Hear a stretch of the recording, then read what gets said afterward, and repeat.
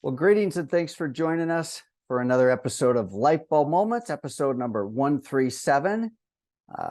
Subscribe to our YouTube channel to check out past Lightbulb Moments episodes, and Lightbulb Moments is also a podcast. So glad you're joining us today. I'm Tom Kuhn. I'm host and curator of Lightbulb Moments. Lightbulb Moment is a moment of sudden realization, enlightenment, or inspiration. We hope to do in these forums is to perhaps give you some light bulb moments through our commentary and insights and guests. And we hope then that those light bulb moments turn into something to create great progress for you. Remember, you can't start a fire without a spark. So hopefully you have a spark today. At Qnity, we're here to help make what's confusing, overwhelming, and complicated to a simpler path to prosperity. And to prosper, manage your ATM, the three currencies we have in life: attention, time, and money. And thanks for spending your precious time with us today. We love hearing from you. Submit a light bulb moment of your own on our website. Check out recent episodes. Here's a few to highlight. Last session we did, which was 2 weeks ago, was with John DeJulius. What a great episode with John. What a story he has. What an expert he is. Definitely an episode worth listening to. We also had Dr. Melissa Kubiak, who is owner of Skin Science Medical Aesthetics, a special session on MediSpa. Kelly Ayers, a fantastic session on social media. And then we got Roderick Samuels, our good friend and passionate supporter of the next generation of students, as well as financial literacy. And then remember, one of the themes that we continue to cover on this forum is succession-related strategies, plans, whatever, and that's going to be a regular area that we contribute to. Today, who we have with us is we've got some guests. We'll get to them in a little bit here. We have two of the members of our first circle group. We'll talk about a circle group is in a little bit here. And we have Debbie joining us through a quote. So we have Sue Arens joining us from Studio B. We have Megan Jasper from Gadabout, and we'll bring them to the mic in a little bit here. Upcoming dates. Oh boy, we got some upcoming dates here. So in February, we have a cluster of upcoming dates to make everybody aware of. On Sunday, February 19th, we have a succession workshop, similar to what we did at the 2 to 10 project, which was a half a day, but this will be an all-day, in-depth, one-of-a-kind event, February 19th, Austin, Texas, succession planning. For the next generation, for a generation that wants to grow and the generation that wants to go, it's really great forum. Also at that time, we've clustered 2 other events. We're going to be unveiling our newest version of our growth program on that same Sunday. And then we're also going to be doing execution workshop on the Sunday and Monday. We'll have JP or Michelle put in the chat a little more information about that. We'll also be active at Serious Business in the 3rd week of January. I will also be in Ireland the very beginning of January, doing something with Forrest. And so our calendar for the first 6 months next year is jam-packed. And I'm going to culminate with something else to make sure it's on everybody's calendar. And that is the 3rd annual Phil Conference, which we will again take it to another level. And that is in Austin, Texas on May 21st through 23rd. And we do have early bird registration in place right now, but it is going to be a killer event. Every single week between now and then, we're working on this event, and we're going to make it very special this year. Also, don't forget about Arens Money O2 podcast. Somebody called out an episode she just had, and it was really cool. I wrote a note because I didn't listen to this one yet. Anyway, check it out. My light bulb moment this week really has to do with something that I have found very instrumental in my career, and also in the careers of many others that I know and respect and consider to be mentors. And that's the importance of really what I would call a curated peer group. So what is a curated peer group? Well, some have called it a mastermind group. Some have called it a round table. There are organizations such as Vistage, which their sole business is to create roundtables of CEOs or other executives in companies, so they have a forum to speak to each other. So peer group is surrounding yourself with people that are at a similar business, similar role, some similarities. So you've got a jump start on being around people that are meaningful and relevant to you. So curated or peer is one. Curated is just because someone wants to be in a group like this doesn't mean they necessarily are a good fit. Or so the curation part of creating a peer group is really the secret sauce, because if you end up with a group of people that are randomly assembled together without them being curated, without them really being peers, you end up kind of wasting your time. And so for me, as I really step back in my career, a couple pivotal points. One was really entering the beauty industry and being in Colorado, working with a distributor, and really having no idea what I was doing, to be honest. I mean, it was a new role to me. But the breakthrough was when I met like 2 or 3 other people that had similar roles in distribution to me. At the time, I was a CFO / executive VP. And so I got to know others in that space, 2 or 3 of them who I still stay in contact with today. And I got to tell you, all the education in the world doesn't beat being with the right people.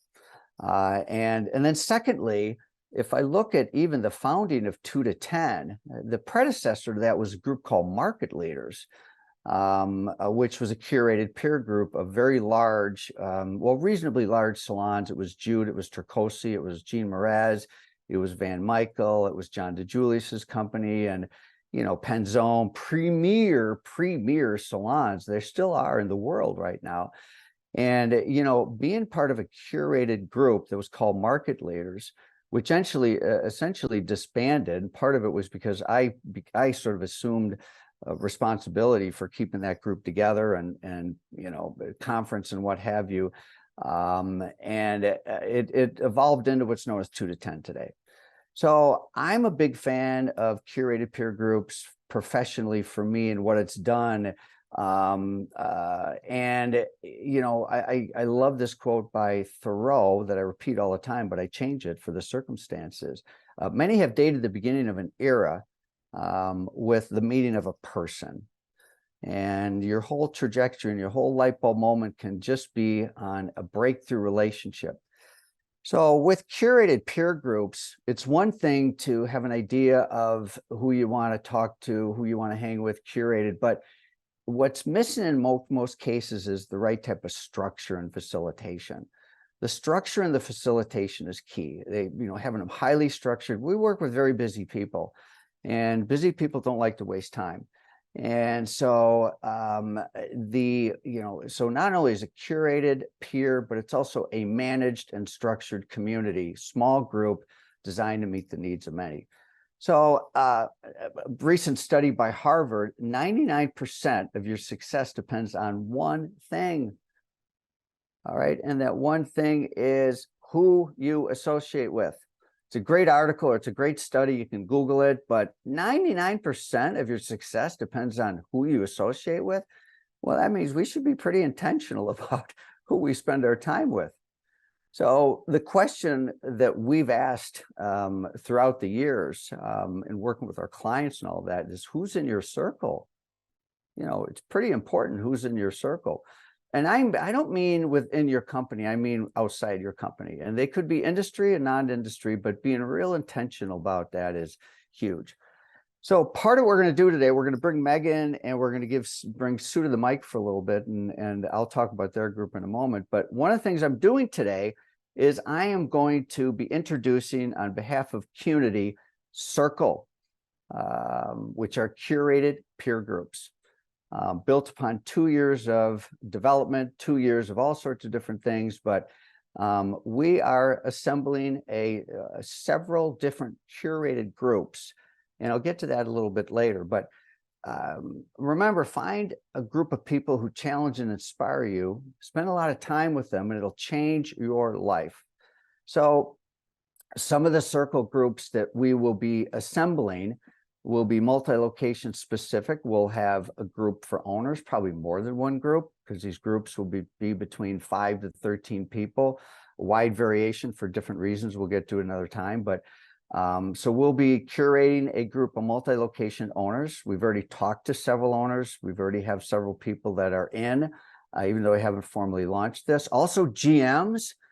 I don't know if I'm a multi-location GM, I'm going to want to be in a group with other multi-location GMs. I mean, it's a very difficult job to be a multi-location GM.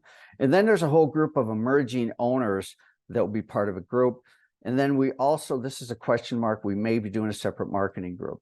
We're also going to have a single location group for owners. And then I personally will be leading two groups. One is a succession circle, and the other one is a CFO circle. So this is a little bit of just a heads up to our one of our innermost community here, and that's the Lightbulb Moments community. You're going to see more about this in marketing, a lot more messaging around this, because we're really passionate about people being able to connect with each other. So we'll keep asking who is in your circle. All right, so let me give you a little background. Over the last 2 years, we have worked with some of the top salons, all multi-location, C owners or C-level executives, including Debbie Marr of So Chic, Rebecca Ezolt of Lords and Ladies, Jackie Skoll of Reflect, Logan Hines of Mitchell's, Kate Cottrell of Ilof. And then we also have some that are present with us today. And that is, if I can do this right, is Sue Arens, who is El Presidente of Studio B. I still love that El Presidente. I mean, what a great way to refer to yourself. I should do something like that. El Presidente. It just cracks me up. Anyway, Sue. And then, of course, we have Megan Jasper, expert extraordinaire, and then also a previous winner of a golden light bulb. Megan Jasper, these are 2 regular guests. I don't even know how many light bulbs they have. They must have a wall of light bulbs because I keep inviting them. All right, before we turn on the mic to the 2 of you and just move into a conversation, and I'll be done with all the talking, Debbie Marr regrets that she couldn't be with us today. And but she sent this along. I think this is a good kind of piggyback. So the most important part of the Inner Circle group for me are the inspiration and clarity it provides, whether it comes in the form of an idea I hadn't considered, a creative solution to a problem, or simply the understanding of a community of like-minded leaders that walk my same path day in, day out. I leave every session stronger than I arrived. All right, Sue and Megan, how are you this morning? All right, let's make sure you're off mute. Good morning, Megan. Good morning. I love that quote from Debbie. She's always so articulate. She is. Well, you don't do so bad yourself, Megan. So Sue, or do we have you on the mic now? Yes, I think so. Can you hear me? Yes, I have thoroughly enjoyed being able to witness a group of individuals come together of which you really didn't know each other. You might have crossed paths at a few events, whatever, but it's really been a joy to watch you guys interact. So Megan, why don't I start with you and just ask the general question. So what has this group meant to you personally? I don't think I even knew that I needed it, right? I don't even, and I know you called and chatted with Jana before we started this whole piece, and she was like, we're gonna be part of this group of women talking about business. And I'm like, oh, okay, 90 minutes, I can do that once a season. I got that. And then I just, since you asked a couple days ago and this morning, I've just been kind of reflecting on all of the conversations and the sessions that we really have had. And I'm going back through my notes and I'm like, they're so impactful because it's not just 90 minutes of fluff. It's not 90 minutes of conversation that doesn't get you anywhere. It's 90 minutes truly of curated conversation to make sure that there's an outcome, there's a celebration, but then there's also that light bulb moment or that challenge that you leave thinking, okay, I can do it better, different, this way, that way. And it's those relationships that I wouldn't have forged any other way. So thanks for putting it together. Well, of course, what a great description. Over to you, Sue. I think the things that come to mind, the two things that come to mind are trusted. I mean, we formed trust, I believe, so quickly because we were like-minded. There was a reason for us all to be together because we were curated. And we formed this trust, and to have that trusted group of individuals that, I mean, we had tears, we had laughter, we had wine, we had it together, we've had it all. And I think just having that trusted group, and you look forward to the time and the meetings together, because sometimes when we're doing what we're doing, it gets lonely, it gets hard, it gets defeating. And when we get together, we're lifted up. And the other word that comes to mind is relevant. It always is relevant. We're always going through it, or have gone through it, or all of a sudden we find ourselves there and we can relate back to, or we can reach out to. And so trust and relevant are the two words that really come to mind for me. Yeah, that's pretty good. I'm taking a little notes here myself over here. So, and low and defeated, I want to stay there a little bit, because the course of leadership, just like the course of true love, never did run smooth.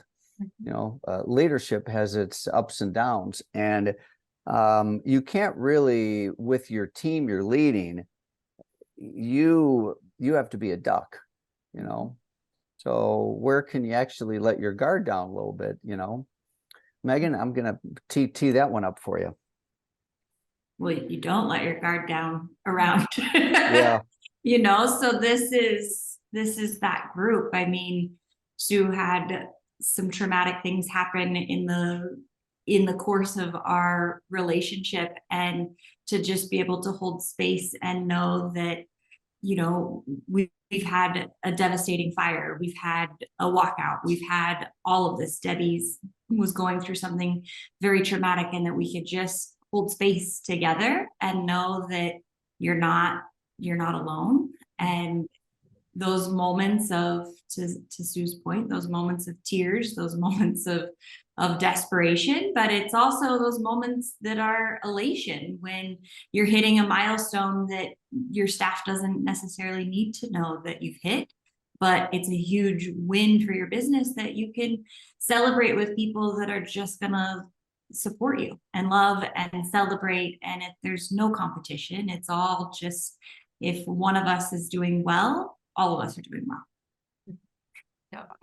I think you called on something I never really thought about. But you're right, Megan. Sometimes we have wins as a owner, as a GM, as a director of operations, whatever. We have these wins, and you've worked so hard, for those wins, and no one really even knows what it is.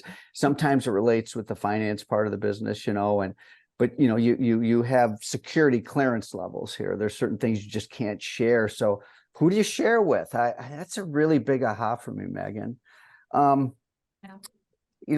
Sue, she used the word, I think the word space came up. I think safe space is really something that's vital, and you've got the safe space that comes from trust, but also there's a legal type thing here. I mean, it's really, everybody uses their judgment very well in this group in terms of staying away from things that are just subject to non-disclosure, but still have that openness. And I think that's a fine line. And that's where I think our facilitators really do a great job, is knowing when we're going to be crossing the boundaries. But with your group, that never really felt like a risk, Yeah, that's true. And I think also beyond the, to me, what we're talking about so far, it's very much an emotional I like how Megan says, holding the space for each other. There's a lot of emotion, but along with that, there are also so many like aha and business, like, oh my God, I'm going to do that in this promo. And wait, what was the name of that software? And, like so much business content at the same time as the emotional, soft skill side of it. So it's been such a well-rounded group, and we can almost feel when people are pulling back or leaning in and who needs it today. And it's almost like a living, breathing thing of its own. When we all join it, it's like we're just in sync, and we ebb and flow with the needs of the group at the time. But there's always nuggets. I go back to my notes all the time. I just came across some yesterday as I was cleaning my desk, and it's like, oh yeah, the leadership, the circle group. Oh, look at what we did this time. And I love reminiscing, because then it's also, oh yeah, I was going to do this, and maybe I haven't, but it's just a wealth of information all the way around. Yeah, we the format of these sessions is very much built on a success formula. We built the 2 to 10 for our roundtables. It's a method of facilitation. It is a use of best practices, get in the barrel, so that was really the impetus, but it's evolved way past that. And I think one of the unique things about the group is that there is that structure and that reliability that we're going to have a format that everybody buys into and it makes sense. At the same time, part of the format is to build flexibility. And I remember there was a couple of seasons there where people really wanted to go deep into marketing. Mm-hmm. And so Megan, I know people look to you for some marketing ideas, and let's talk about marketing just for a moment, because we did have a few sessions on just that.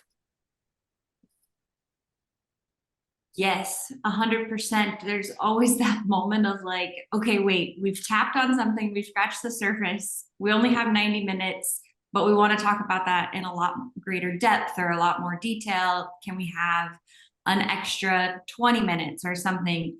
And I remember after, must have been our first or second session, I was like, Tom, I think these sessions need to be longer than 90 minutes. Like we're not even getting anywhere. Except we got so far because we get to do the in the barrel exercises. We get to be very direct in what we're sharing. So there isn't a lot of fluff, and there's that opportunity that if you have sidebar questions that apply just to your business, ask those separately.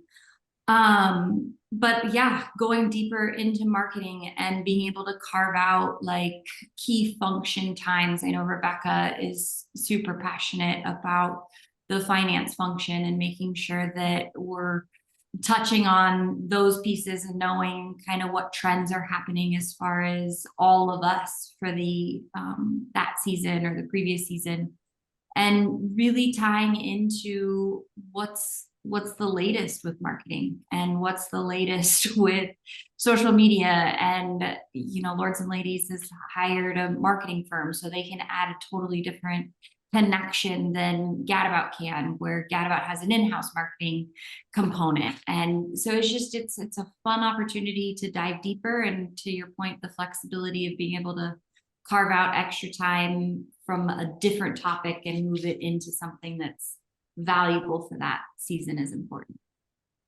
Yeah, marketing being just one function. I just had an insight when you were talking there, Megan, that out of the 7 members of this group, 2 really came from marketing. Rebecca Easold from Lords and Ladies came into the company as a marketing director, not CEO.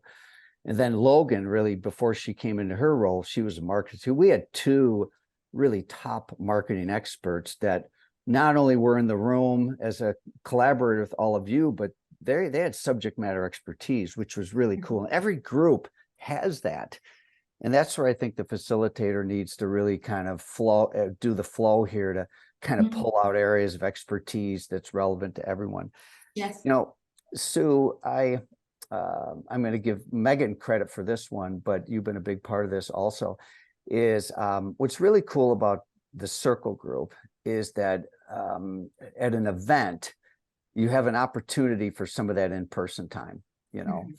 And I know at our last Phil and 2 to 10 events that you guys have sort of carved off and had your own little fun. And Megan, and you're certainly a ringleader on this stuff, but you know, the opportunity to keep the structure of the 8 times a year sessions, but then in a live event, have that personal experience and all of that. So is pretty cool. And so Sue, I remember some of those gatherings within the gathering at the Phil, and any comments about those? It's, Because I was going somewhere with them. That what was really cool about those is, even though the inner circle group is for each of you personally, this is where you brought your teams and your partners. So anyway, go ahead, Sue. I didn't mean to interrupt you. No, that's okay. I think, you know, we all crave connection so much, and it is great to do the circle. I mean, we get so much accomplished in such a little time. Like Megan was saying, we're always hungry for more. But then when we are able to hug each other and see each other in person and introduce, you know, our GMs or, you know, whoever else, because, you know, sometimes they hear that, oh, wait, you have this circle group. Well, what is this? And then when they get to meet at the events, you know, it just shows how important relationships are and how important it is to surround yourself with like-minded people that so that you have that support. And like we were talking about earlier, we always say, you know, to our staff, you can, you know, vent up. You don't ever vent down. You don't complain to your team, you know, whatever, vent up. And this is like our vent up. You know, it's like we can hash out the things that we need to. And so then when we see each other in person, it's like we can hug someone and say thank you. You know, you have no idea what kind of an impact you have made on, you know, this decision or my life or, you know, any of that. So it's just it's really hard for me to put words to it. It's very well. You just did. You just came up with a quotable moment. Michelle just put it in the chat, and I just wrote it down myself. Vent up. Wow, that's really powerful. You know, I feel like that could be a mini theme. You know, vent up. And I loved. Did you create that one?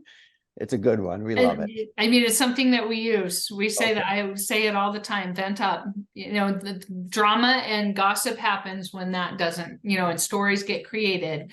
Well, that's because you vented in the wrong direction. Yeah. Mine's a little more colorful. It uses more vulgar words than that, but yes, we say the same thing. So now certain things, you know, so we've really paid attention to how this group worked for the last 2 years, and we kept refining the agenda. We really took a lot of your collective input, and ultimately what we have in mind for our future groups is to follow really what we learned a lot from the group that you two were in. So I want to personally thank you and the other 5 members of that group to really allow us to kind of witness the magic amongst you. And then at the same time, allow us to create a program that really can impact many, many people. And so we're super excited about launching these and curating these circle groups, and really repurposing a lot of what you created, plus some other things that we're adding to it that'll make the program even better. So, and now the data piece, I want to talk about that for a moment. There were some times throughout the process where there was some informal data sharing. And Megan, you already brought up that Rebecca was leading that a little bit. Sometimes she just needed like trend stuff, you know. Was that important to you, is to get certain updates? So how's everybody else doing with KPI? Definitely was for me. Yeah. And why? I mean, I'm just playing the devil's advocate. You know, I think for me, you know, we work so hard, and sometimes it's nice to know that we're not alone. And it's nice to know that, oh, okay, so these struggles I'm having it's not just me. it's an industry thing, or if it's happening, you know, it's like, oh, is this a Colorado thing? Oh, no, it's experience, you know, it's all over the place. So we collectively can then go, okay, so this is a bigger problem than just, you know, a local thing. So collectively, can we work on it? You know, and then we feel supported and stuff.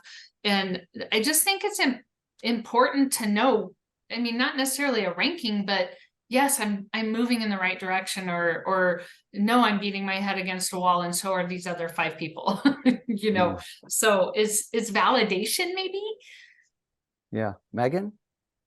Well, and a lot of times it's highlighting something that we think is just, I mean, we live in Tucson, Arizona. We live in this little tiny pocket that has less than 1 million people, right? Like a lot of things or trends we see, I'm like, oh, that's just because it's Tucson, or oh, the snowbirds are here or something. And then Rebecca will send out like a query and it's everything that we're actually thinking about. And I'm like, oh, it's like an industry thing. Okay, so then we can tackle it totally different. And bringing all of those perspectives to life is just, it's enlightening, and it gets you out of, gets me, gets us, gets Gadabout and VerVe out of our bubble for sure. Yeah. Yep. Sue, we're gonna move into wrap up in a few minutes here. And any other final comments about Circle and insights, inspirations, advice? I highly encourage them. I think it's really important to have some self-awareness around it and be able to receive. So prepare yourself to, you know, and do this for yourself, but also know that you're going to be giving and receiving, and go into it knowing there's so much value there if you are open to receiving and giving. Love it. Megan? I wrote down, as we were talking about, like the in-person events versus the time that we spend on the Zoom together versus like the time we're emailing. I wrote, you get out what you put in, right? And I think that that's so true in anything, but I feel like with the circle, if you're engaged, to Sue's point, if you're willing to give and to receive, if you're willing to show up, if you're willing to participate, to be vulnerable, to be open, you're going to get so much more out of it than you will if you just show up for 90 minutes once a season. Because I can check the box on my calendar and be there. But if I'm not preparing for it, if I'm not thinking about it, I mean, there's so many conversations Jana and I will be having, and I'm like, oh wait, let me call Debbie, she could give us perspective. Or oh, Sue's done that, I can call her and get that perspective one more time. And it's just, it's having this circle group that's kind of at the forefront of what you're doing, and not just a box you have to check on your calendar. Well said by both of you. Let's give them both a virtual round of applause.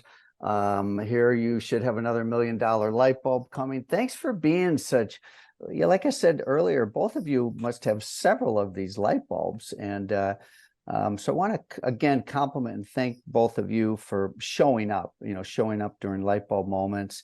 When you're invited as a guest, you default to yes, you know, which is awesome. So much appreciation to both of you, and appreciation with your peers too, to allow us to tell the story a little bit, which each of you had your own little story within the circle group. So one more time, just give them a virtual round of applause. I'm going to share a few more details before we wrap up, and in particular about the circle groups here and what's coming. And so this is a question I really want everybody to ask themselves. I'm asking myself this too, you know, who's in your circle? And so to give you a little bit more tactical information here to let you know what's coming. So we will be opening up on our website. We will have a section that's just about circle. And this will be a place to apply. We are going to be starting right away with several groups. We will have several groups that are multi-location specific, including one for owners, one for GMs, emerging owners, and depending on interest, we may do marketing. We'll also be assembling at least one group for single location owners. And then I will be leading with some partners a circle on succession and CFO. So we'll be sending some more materials out. Active clients will be reaching out to you on how to get involved with this. And with that, we'll wrap up. Thanks for joining us in this. And if you have listened to the podcast, much appreciate you. And we will look forward to seeing all of you next week. One more time, my thanks to Sue and Megan for joining us today, as well as the Qnity team to put on these weekly Lightbulb moments. I'm going to stick around a moment in the chat, but the rest of you, we can call this a wrap, and we'll see you next week.